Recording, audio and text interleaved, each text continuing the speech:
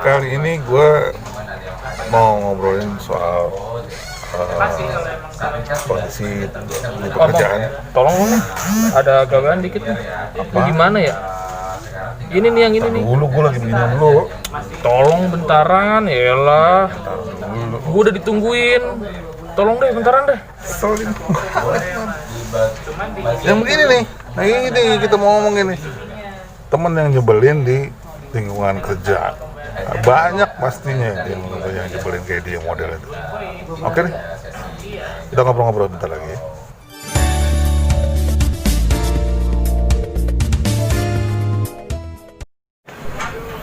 Baik lagi sama gue di acara komisi, kisah obrolan menarik yang berisi. Gue ditemenin sama orang yang nyebelin tadi. Kurang ajar nih. Jadi kita lagi mau ngangkat masalah setiap orang itu kan pasti punya di tempat kerjaan, di tempat bergaul, berteman segala macam, pasti ada teman yang nyebelin. Pasti. Nah, menurut lo lu punya nggak sih orang yang nyebelin di kehidupan lu? Kehidupan ya. Pastinya ada om.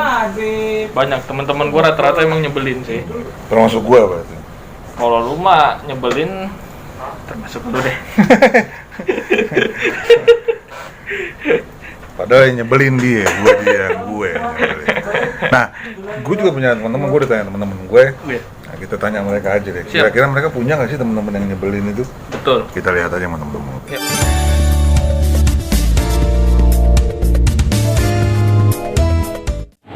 Teman nongkrong? Teman yang nyebelin pasti ada. Mau di kantor, mau di rumah pasti ada. Pasti punya dan ada lah. Kerikil-kerikil lah ya. Gak mungkin enggak ya kan?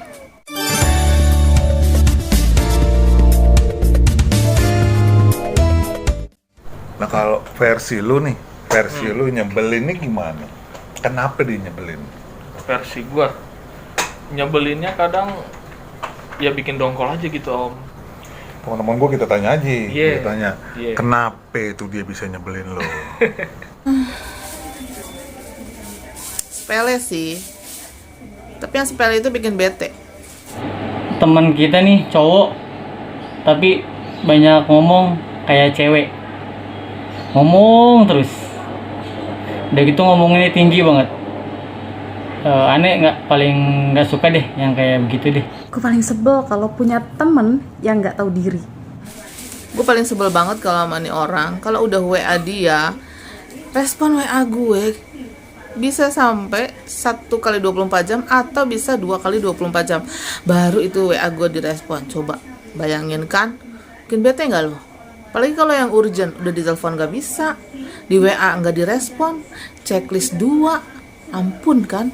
Ingin tahu urusan pribadi kita atau apalah namanya, bikin kesel kan pasti ada aja lah yang bikin kita kesel. Dia nggak tahu posisinya dia nggak tahu kewajibannya dia apa.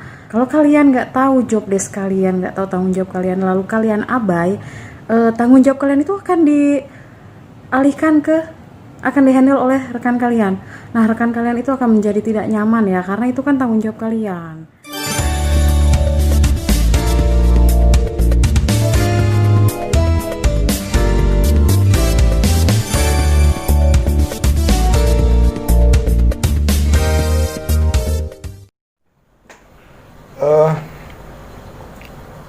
Apa yang udah lo lakuin buat tuh orang? Yang nyebelin teman-teman gue. Tapi kita tanya juga sama teman-teman gue, dia Gitu. yang dia lakuin apa? Iya. Kalau gue sih kalau ada teman yang nyebelin ya tergantung nyebelinnya nih om. Kalau dia nyebelin asik, pasti gue balas nyebelin asik. Gitu. Emang ada nyebelin asik? Ada. Contoh misal kalau dia lagi bercanda-bercanda terus nyeletuk nih, bikin suasana jadi ketawa bareng lagi gitu. Nah, kalau lu gimana? Apa yang udah lakuin kalau ngeliat temen yang kayak begitu, yang lu lakuin apa? Kita tanya aja dia. Iya, gimana. sip. Yang aneh lakuin, aneh sih diemin aja. Ntar juga capek sendiri ngomong terus. Yang paling utama itu adalah gue tanya, kerjaan ini passion lo atau bukan?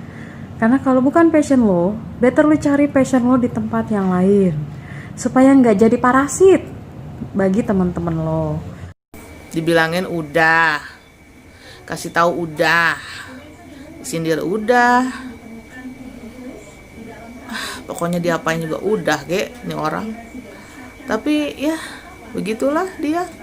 Ya kalau laki nih gue diemin aja, tapi kalau cewek gue liatin, kali ini dia jatuh cinta sama gue. Seru juga tuh pada ngomongin begitu. Nah sekarang lu deh, kalau lu masih inget orangnya, lu mau ngomong apa sama dia? Lu coba lu ngomongin. Ada yang nyebelin. Ada yang nyebelin ya? Nyebelin banget lu bro. Jangan nyebelin banget lah. Contoh kalau misalnya di tempat kita kumpul atau tempat kita nongkrong bareng-bareng rame-rame, nyebelin mah nggak apa-apa. Cuman kalau di kantor ya bisa jaga-jaga diri juga. Kalau lu, apa yang lu mau sampein sama tuh orang yang nyebelin? Nah, Supaya nggak jadi nyebelin, kalian juga harus tahu diri, harus tahu posisi, jadi orang yang amanah, jadi orang yang lovable, yang bikin orang tuh kangen banget ketemu lo. Bukannya sebel sama keberadaan lo, eksistensi lo. Tolong jangan jadi orang yang seperti itu. Oke? Kurang-kurangin deh banyak ngomong, apalagi omongan yang nggak penting. Kalau WA itu mbok ya dijawab, urgent mau urgent enggak urgent tetap harus direspon, ya kan? Orang itu udah seneng loh, walaupun cuma dibalas cuma iya sebentar ya gitu. Udah seneng, jangan diabaikan sampai 2 kali 24 jam. Pesannya sering-sering aja lah bikin gue kesel, nggak apa-apa kok. Kali aja dosa gue diambil sama dia, ya nggak bro?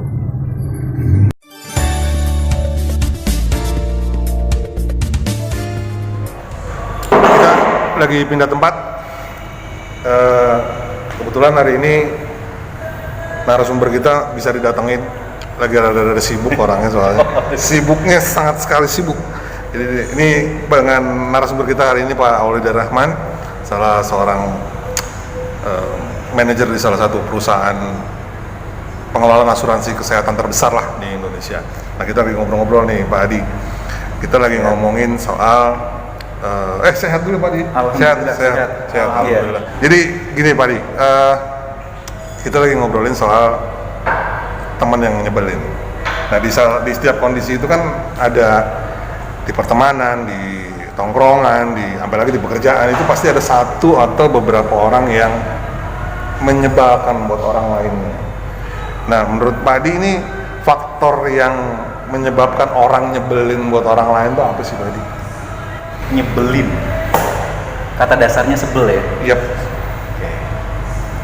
Karena kondisi menyebalkan itu bukan kondisi yang menurut saya, kalau dari persepsi saya secara pribadi, mohon maaf, bukan yang objektif tapi subjektivitas masing-masing pribadi. Oke. Kenapa itu bisa muncul? Karena dari sisi cara pandang kita dengan kondisi orang tersebut yang mungkin banyak suudonnya ataupun kondisinya kita prasangkanya buruk terus nih dengan mereka atau dengan orang tersebut.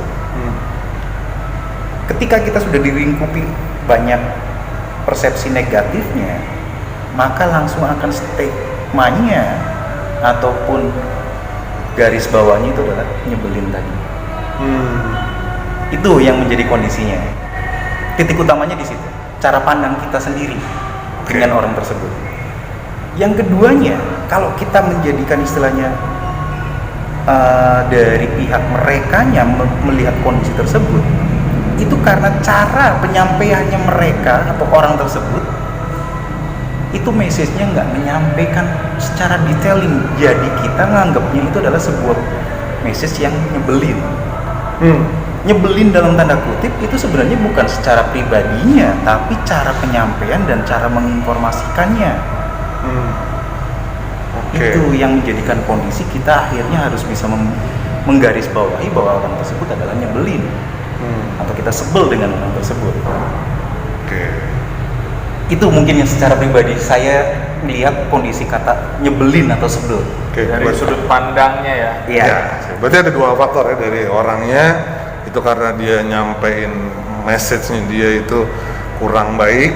Betul. Akhirnya apa yang dimaksud atau apa yang dia mau itu juga nggak bisa keterima sama orang lain. Atau dari sisi yang menerimanya juga kita banyakkan suzon sama orang nih. Jadi itu suzon sama orang, ya mau nggak mau dia ngomong apa aja pokoknya salah deh. Salah. Iya. Oke, gitu ya Pak Di, kurang lebih. Oke. Karena kondisi tersebut, contoh kasus ente mas, ente udah bener nih. Tapi karena guanya yang lagi bad mood, guanya yang lagi istilahnya nggak dalam sebuah kondisi yang biasa-biasa aja, gue lagi ada masalah yang besar atau segala macem, ataupun menurut gue besar ya, itu menjadikan gue yang lu sampein itu, gue menurut lu, gue sebel banget gue sama lu kayak gitu. Oke. Nggak pas lah gitu ya. Gak pas, Iya, moment iya. of truth-nya nggak dapet kayak gitu, momennya nggak dapet. Bahaya, moment of truth-nya itu bahaya. Oke. Itu sih. Sorry ya, Tahu ya. ini ngobrol asik, emang kalau sama Pak Adi itu selalu ngobrolnya itu selalu asik. Bahasanya maksudnya sih pengen kayak filosofi, Iya, tapi iya, kayaknya iya. nggak dapet juga. Ya ini lebih aja karena di belakang kita ada gambar Pak Adi, ada minuman, maka kita di salah satu kafe di kawasan Sabang. Jadi mungkin itu penyebab kenapa faktor orang-orang itu bisa nyebelin. Lu ada yang mau ditanyain nggak, Ri? Mungkin gini Pak Adi, minta solusi aja nih. Ya. Bagaimana sih cara kita mungkin supaya tidak menjadi orang yang nyebelin gitu? Barangkali ada masukan-masukan dari Bapak gitu. Tadi kan Pak Adi banyak sekali tuh menyampaikan dari cara sudut pandang, ya, cara interaksi dan lain sebagainya. Nah, gimana nih Pak caranya Pak biar kita tuh nggak jadi temen yang nyebelin untuk satu teman kita dan lain sebagainya? Oke, segitu Pak. Kalau dari saya sebelum menyampaikan sesuatu tuh saya akan berusaha untuk menjadi posisinya mereka. Kalau itu kita bisa sampaikan, Ya. insya Allah sih kayaknya terhindar dari kata menyebalkan itu. Empati. Setuju. Ya. Munculin rasa empati itu. Kayak gue sorry ngomong, gue nggak bakalan tahu lu. Tapi kalau gue berusaha menjadi seperti yang dalam pikirannya gue akan menyampaikannya akan lebih mudah. Oke. Itu kayak orang, lu ngerokok, gue ngerokok, gue udah bisa berhenti nih alhamdulillah seumpamanya. Lu dibilangin bokap lu, dibilangin bini lu, dibilangin atasan lu, kagak bakalan lu dengerin deh. Tapi karena gue pernah jadi perokok, gue akan lebih mudah menyampaikan ke lu seorang perokok, dan menurut gue statement gue lu anggap itu nggak bakalan menyebalkan. Karena dulunya lu ngerokok juga. Iya. Tapi beda case-nya kalau lu diomonginnya oleh bini lu yang nggak ngerokok, atasan lu yang nggak ngerokok, pasti statement gua Nyebelin. statementnya mereka itu menyebalkan banget, gila, ngelarang gua ngerokok terus kan kayak gitu. Padahal lu adalah perokok berat nih seumpamanya. Ya. Demikian juga sebaliknya. Oke. Itu akan lebih mudah gue menerima lu ketika lu ngelarang gua ngerokok kayak gitu. Karena gue tahu lu dulu perokok berat, gue perokok berat. Lu mau bilang, bro, berhenti lah rokok lah, kayak gitu, seumpamanya. Even oleh dokter pun pasti gak bakalan itu didengar. Iya, betul. Kita tetap aja ngerokok. Betul. Iya. Berarti itu di jawabannya, Ri. Iya. Jawabannya adalah kita coba untuk empati dulu sama Empati orang. dulu. Kita selamin dulu dia kayak gimana, gitu Iya, Pak Adi ya? betul. Oke. Nah. Ada lagi nggak nih mau ditanyain? Ya mungkin tambahan aja nih Pak dari Banyakan dia mungkin nanyanya Pak. mencoba kritis Oh, iya, karena iya. narasumber kita orang Iya, benar. spesial Iya, oke. nih. Spesial gimana? Spesial itu pakai telur. Ayo. Bisa mempengaruhi di kinerja tim kerja gak sih Pak? Kalau seandainya memang kita menjadi orang yang nyebelin gitu. Jadi kalau ada orang nyebelin, ngaruhin ke orang lain nggak sih dalam satu Betul, tim itu dalam gitu? kerja. Ya, kalau dari sisi saya kayak gini ya. Tadi ketika kita posisinya adalah dari rangkaian tim satu, dan kita mendengarkan ada tim ataupun orang itu yang menurut kita dalam tanda kutip adalah menyebalkan tadi ataupun nyebelin tadi. Ketika kita mendengarkan statement dia yang sudah seperti itu,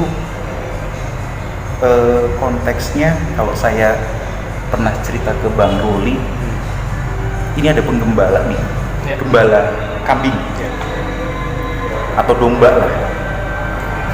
Gembala domba itu seringnya itu dibantu oleh anjing. Ya. Tapi lu perhatiin deh, anjing-anjing itu tuh nggak pernah menggonggong itu di tengah-tengahnya domba-domba itu. Dia selalu menggonggongnya itu adalah di samping-sampingnya. Ngegiring domba itu ada puluhan, ada ratusan biar masuk ke kandang, ataupun dari kandang ke luar ke gurun ataupun lahan rumput ataupun lahan yang untuk tempat makan. Ini kalau kitanya domba, ibarat kata orang yang nyebelin itu adalah anjing-anjing itu. Anjing-anjing itu gimana cara menyampaikannya? Jangan seperti anjing biar diterima oleh domba. Itu adalah trik untuk bisa masuk ke domba. Ini tim domba. Kalau lu pengen menyampaikan ke domba, lu jadi domba dulu nih ya. Kadang ketika istilahnya sorry nih, ada orang yang nyebelin karena konteksnya sorry, bosi banget dia cara nyampeinnya, kan kayak gitu. Kayak seorang atasan gua banget, kan kayak gitu. Padahal bukan in statusnya. Nah, itu yang menjadikan tips dan triknya bagi seorang yang menjadi kendalanya dalam tanda kutip, mohon maaf, kita ibaratkan anjing-anjing ini dalam sebuah perusahaan. Sebenarnya yang diposisikan anjing-anjing itu siapa? Ya manajer, supervisornya, asisten manajernya, leader itu, karena disuruh menggiring pada karyawannya atau timnya, supaya sampai ke tujuan yang diinginkan. Betul. Itulah yang menjadikan konteks ketika cara penyampaian itu harapannya jangan seperti orang-orang itu memerintah. As a friend, tadi gue gambarin kayak contoh kasus istilahnya berhenti ngerokok. Itu kalau kata dokternya, kata bapaknya, kata babenya, kata nyokapnya, kata bininya nggak bakal denger. Tapi kalau itu diomonginnya dari sesama perokok, lu pasti denger. Iya. Minimalnya lu ngerenungin. Ya. Itu konteksnya di cara penyampaian. Ya. Itu menurut gue ya, balik lagi itu bukan hal yang objektif tapi subjektivitasnya gue kayak gitu.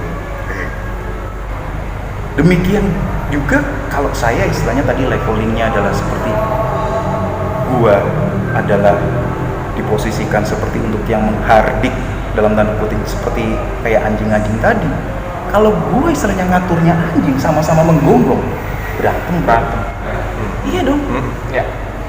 Cara penyampaian itu yang harus kita kemas menjadi message biar kita tersampaikan. Oke. Tapi inti dari semuanya yang kita omongin tadi, kurangin negatif thinking.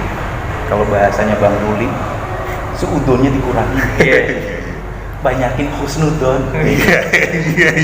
Positive thinking. Nah, itu bahasa kerennya. Iya. Oke. Itu Nah, sih. Ini Bari, pertanyaan yang terakhir bos, mungkin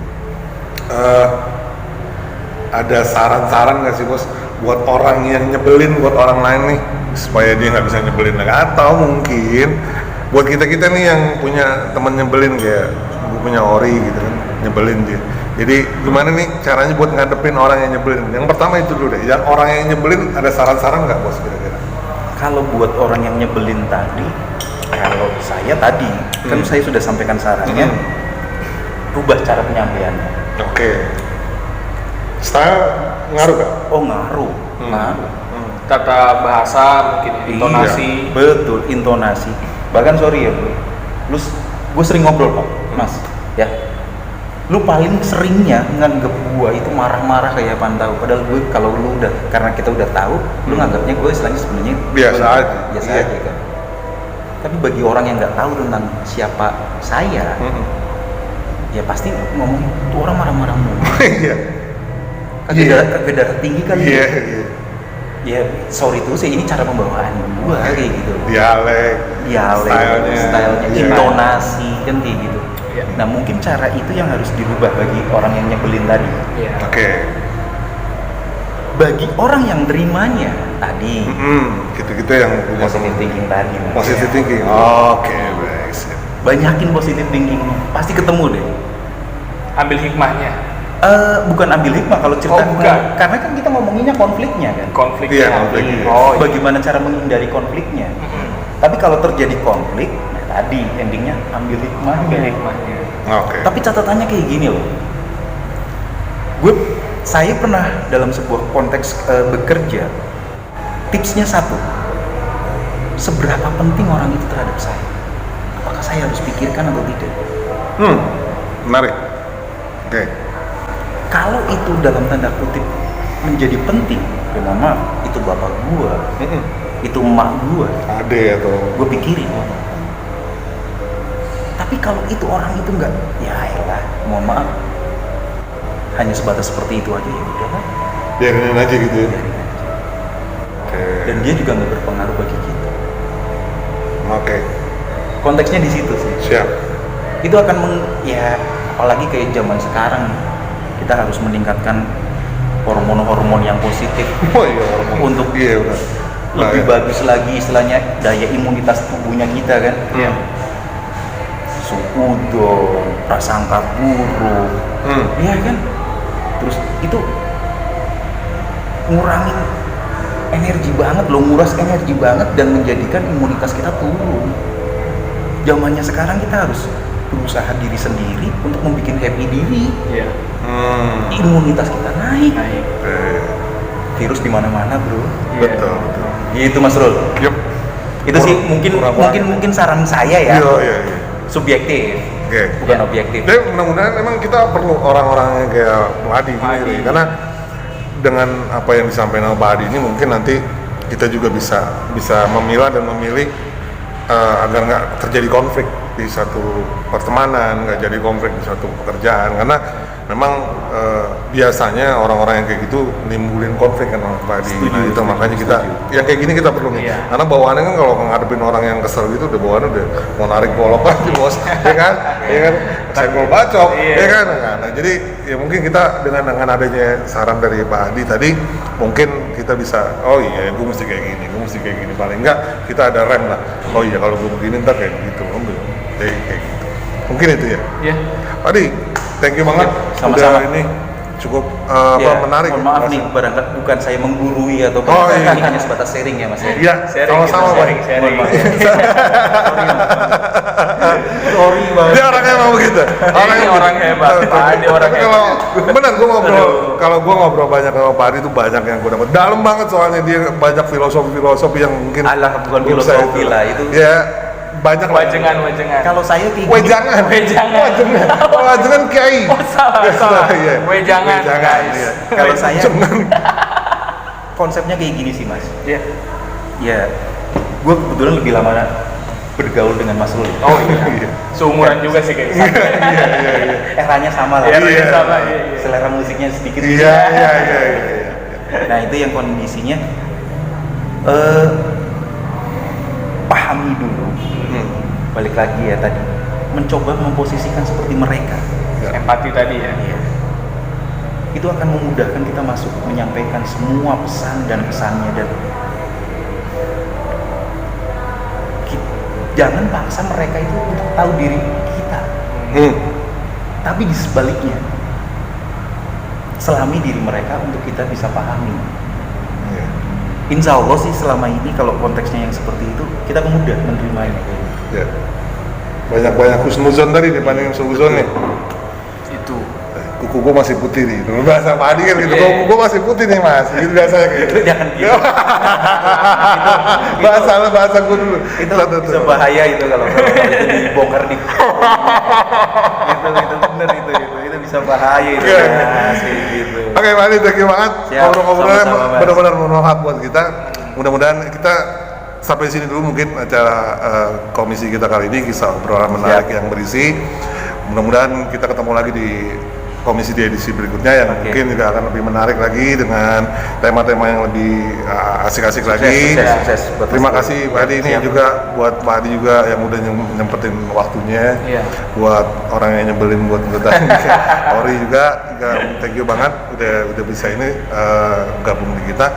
Jangan kemana-mana, tetap di acara komisi kisah obrolan menarik yang berisi bareng gue Ros Jenggot. Assalamualaikum warahmatullahi wabarakatuh. Waalaikumsalam. Thank you bos, thank you. Siap. Thank you, Pak.